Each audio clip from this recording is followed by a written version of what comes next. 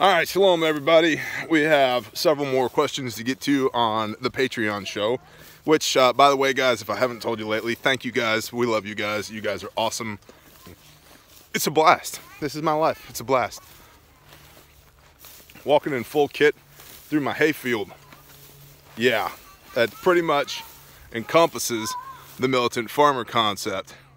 Plus you get two rowdy kids right back here. That's the way it should be. So, hey, you know what? We'll go there just for a hot minute. You gotta let your kids be a little rowdy, right? Because we can't espouse, just pop off at the mouth all the time about how, we need freedom, we need liberty, we need people who are willing to stand up and fight.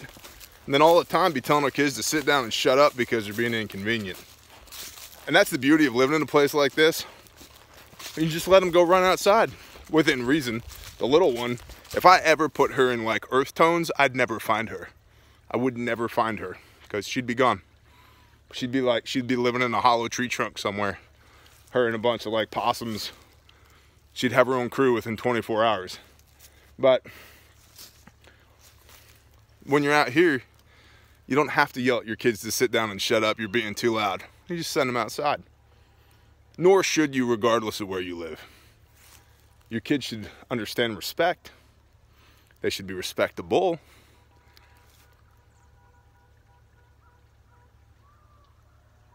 But they're children.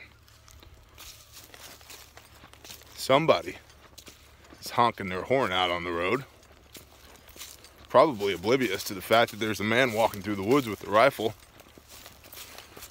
and 9 magazines.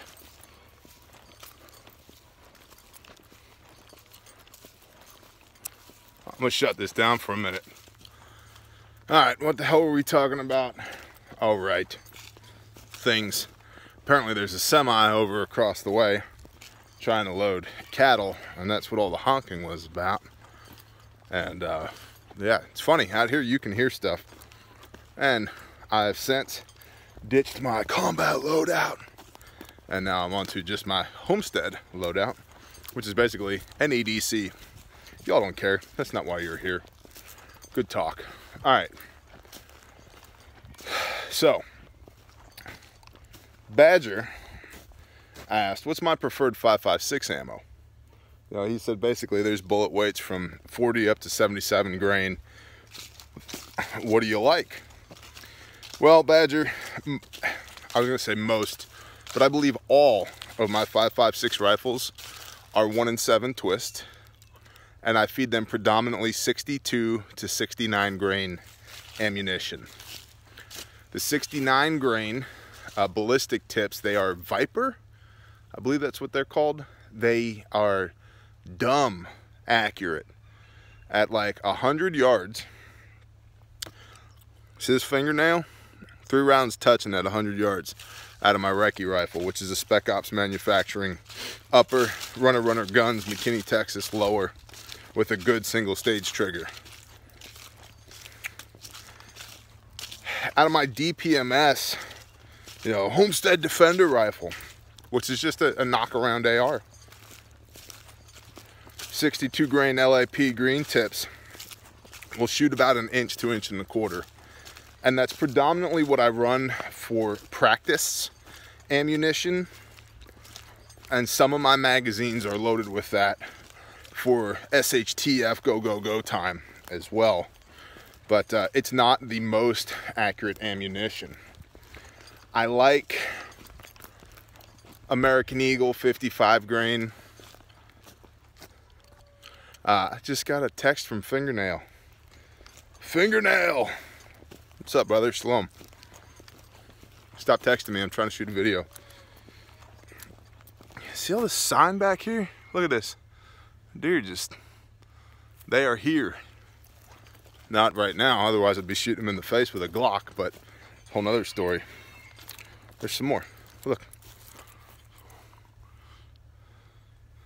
So,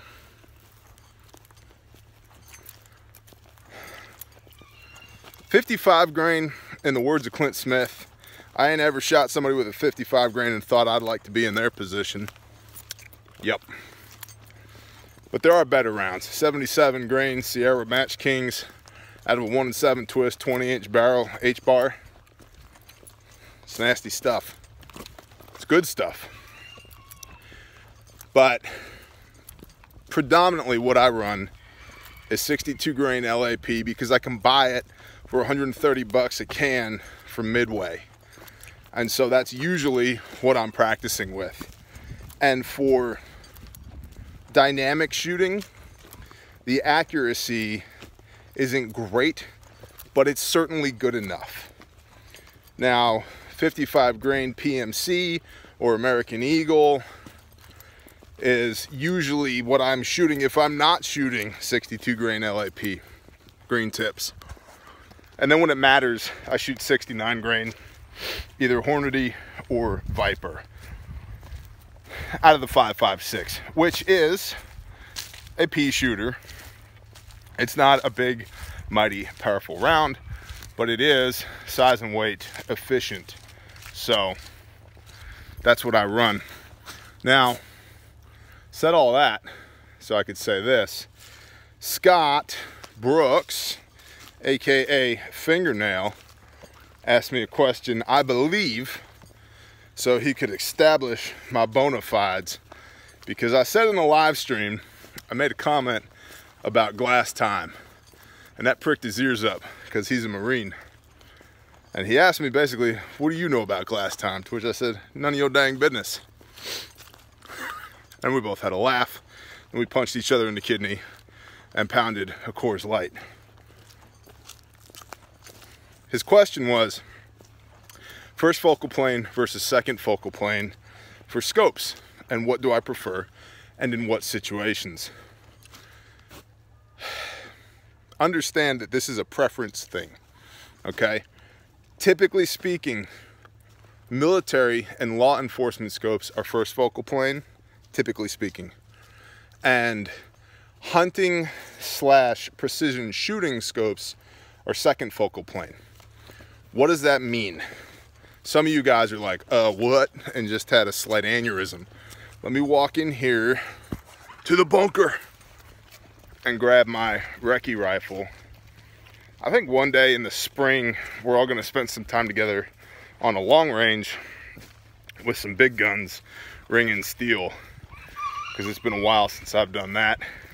And while it is muscle memory, it's also practice makes perfect a lot. So, let's see. You get out of the way. You go over here. Grabbing off the rifle rack. Yeah, the rifle rack. This room locks, okay? So chill. Everybody chill. Good. Yeah. All right. This. What is a first focal plane and a second focal plane? You see this knob right here? All right. That's the magnification knob, because this is a variable power scope. What does that mean? This is a 2-to-7 power. Because this changes in magnification from 2 to 7 power. This is a second focal plane, so that worked. All right, everybody raise your hands if you recently flipped out because you couldn't find your selfie stick. Yeah, all right. Okay, let's get back to this. This is the magnification ring. Oh, and if you're, by the way, cool points if you're using a 7/32 chainsaw chain file as your pointer. Okay, this is the magnification ring. Front focal plane refers to the reticle, the actual crosshairs that you can see here, or that's also known as first focal plane. Rear focal plane refers to the reticle being back here. The actual magnification takes place right in this area. So front is in front of the magnification. Rear, that chicken's so dead.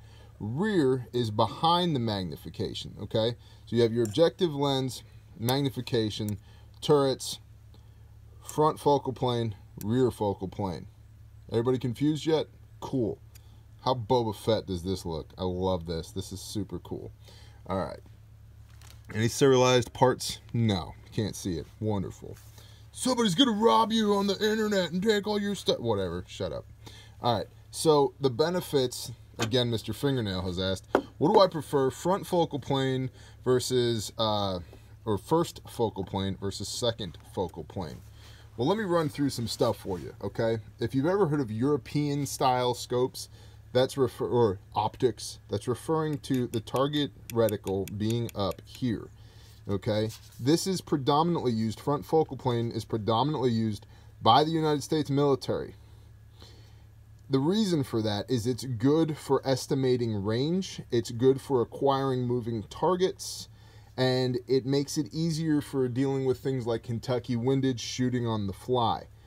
The downside of something like that is for precision shooting. Oh, I should also mention interfacing with infrared or night vision is much easier done at low magnification with a first focal plane scope than it is with a second focal plane or rear focal plane. Okay. The issue is, because the magnification is here, as you increase the magnification, at a low power, you start with a very fine crosshair, very thin, like this. And then as you increase the magnification, the crosshair gets bigger and bigger and bigger in your picture, because you're literally increasing the size through magnification of your reticle, because it's in front of the magnification. So that is a good thing and a bad thing. It's a good thing because your ballistic drop compensation and all of your stadia, your lines on your reticle, stay relative to the size of the image.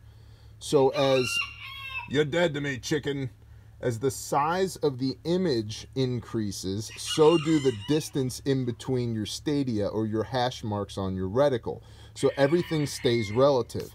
That's a good thing.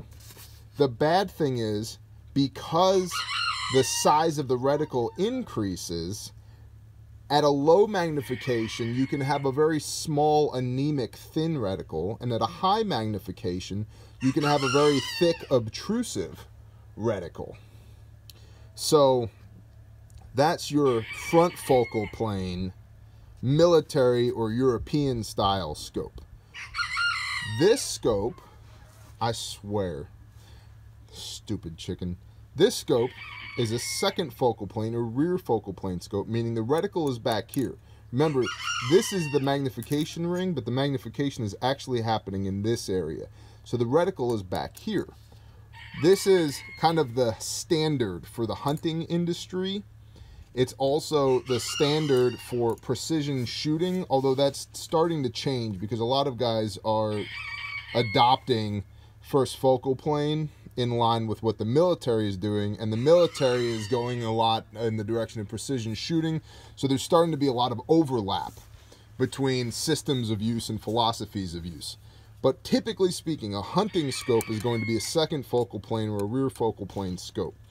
This is good for a known distance. It's because your stadia changes. The stadia changes relative to the magnification of the target. And this is going to be difficult for some people to grasp. Okay. Range estimation is only good in a second focal plane at a known distance or on the highest magnification.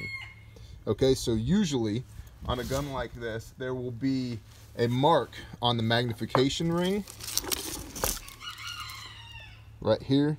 See that dot? Well, that dot's indicative of that's the power that you're on. But generally speaking, at 7 power on this scope, that's where you're going to want, that's where your hash marks make sense on your ballistic drop compensation reticle, BDC reticle, and all of that. So on a variable, the upside of a low power variable second focal plane scope, especially for something that you're going to be hunting with or snap shooting, which is what this is for. So, you know, doing battle with, where you're not going to have a whole lot of time to set up your shop, is that you always have a crisp reticle. The reticle is always crisp. It's not anemic and thin at low power and big and fat at high power. It's always the same size reticle. The downside of that is that reticle only makes sense at the highest magnification if you're going to use it for range finding or for doing precision shooting. So that is kind of the back and forth between first focal plane, the reticle up here, and second focal plane, the reticle back here. Is everybody confused yet? Sweet. Me too.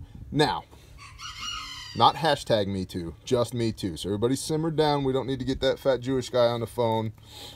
What's his name? Doesn't matter. Okay. Which one do I prefer and in what situation? Okay. The vast majority of my long guns have second focal plane scopes on them. Because if I'm shooting them at distance, I'm shooting them at their highest power, which means that now all of a sudden the markings on my reticle make sense. Okay? Cool. For hunting, this second focal plane, I believe, is the way to go, because generally speaking, you're going to be at a low magnification, 1.5, 2 power, and you can turn this up to 7 if you need to make a precision shot. But if you're walking through the woods or just trying to get a good overall picture of what's going on around you, you keep it at low power, in which case you always have a crisp, clear reticle, especially in low light conditions like early morning or early evening. Okay, so the only front focal plane scope that I have where the reticle is up here is on a .308 caliber long gun. That's it.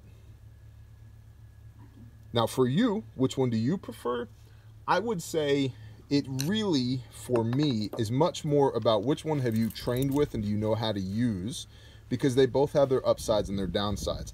I think the second focal plane or rear focal plane is much more user-friendly than the first focal plane until you learn how to use the first focal plane. Now, if you're just trying to put meat on the table, second focal plane will get you all day. And most scopes, most magnified optics are second focal plane, at least nowadays.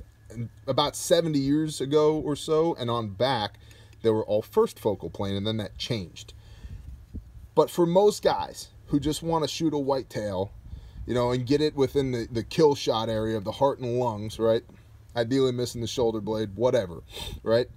A second focal plane is fine. For most guys that just want to do precision shooting, where they want to ring steel at 500 or 700 meters, second focal plane is fine, because you're going to be shooting at your max magnification out at that distance, and now the hash marks inside of your reticle make sense. First focal plane is going to be for more of a dynamic Overwatch military, and I'm going to use this word, but just give it to me, military simulation type shooting, where you're simulating a combat environment where you may have to make both precision shots and snapshots at the same time, ideally from a fixed position, not on the move. If you're operating from the move on the foot, I like this, which is why I have this, because it is a good problem solver for me. That's why on this recce rifle, I have a low power, variable magnification, second focal plane optic. Because at 2 power, I can make my rounds count inside of 20 yards, no problem. And at 7 power, I can make my rounds count at 300 yards, no problem. Okay? Is everybody confused yet? Sweet. Stand by. All right, fingernail. Number one, you texted me twice while I was trying to shoot this video, so stop it, simmer down. Number two, are you confused yet? Do you believe that maybe I know what I'm talking about a little bit? Just a little tiny bit. And I'll be honest with you, I'm not the consummate professional at this. I know what I know. And the vast majority of my shooting experience is with second focal plane or rear focal plane. And I think for most shooters, front focal plane is oversold. It's tactical. But hey, like Beirut said, it ain't bragging if you can do it. So if you can shoot first focal plane, do it. Go for it. That's awesome. Want to join my team? But for me, second focal plane and rear focal plane is just fine, as evidenced here. And generally speaking, more affordable. So there you go. There's my thoughts on that. And I bet you most of you people are, there's 3 categories on here. The first category is, I have no idea what you're talking about. I just did a small aneurysm. Now I need to go Google stuff. Then there's the T, you're all wrong because, and that's cool, drop knowledge bombs on me. And the third is, this is completely irrelevant to me, I don't care, I just buy my scopes off of Amazon, which is cool too. If you do, if that's your thing, I would recommend second focal plane for that. So I hope this helps, and I tried to explain it to the best of my ability, knowing what I know about it in a way that actually makes sense, ? So, shalom?